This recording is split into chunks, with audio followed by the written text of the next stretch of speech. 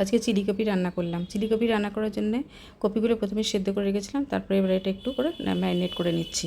প্রথমে ভিনিগার দিলাম, তারপরে লবণ, জিরে ধনে গুঁড়ো, কাশ্মীরি লঙ্কার গুঁড়ো, রসুন বাটা, আদা বাটা, এবার সস দিচ্ছি একটু সয়া সস, আর দিলাম কর্নফ্লাওয়ার আর একটু সাদা তেল। এবার সবটা ভালো করে ম্যারিনেট করে নিয়ে এবার এটা ভেজে নিচ্ছি। ভালো করে কপিগুলো ভাজা হয়ে গেছে, এবার তুলে নিচ্ছি।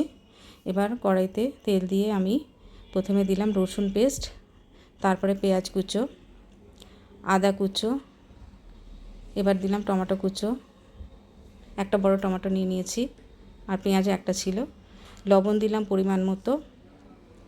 এবার একটু নাড়াচাড়া করে এর মধ্যে কাঁচা লঙ্কা একটা দিলাম, আমি হাফ মতন ক্যাপসিকাম কাটা দিলাম, কাশ্মীরি লঙ্কার গুঁড়ো দিলাম।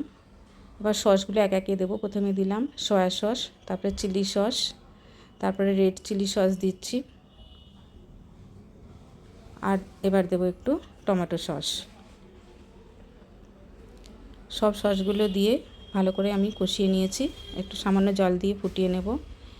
এবার আমি ভেজে রাখা কপিগুলো দিয়ে দিলাম, 1 চামচ কর্নফ্লাওয়ার গুলে রেখেছিলাম সেটাও দিয়ে দিলাম। আমার চিলি কপি রেডি, এবার পরিবেশন করা যাবে।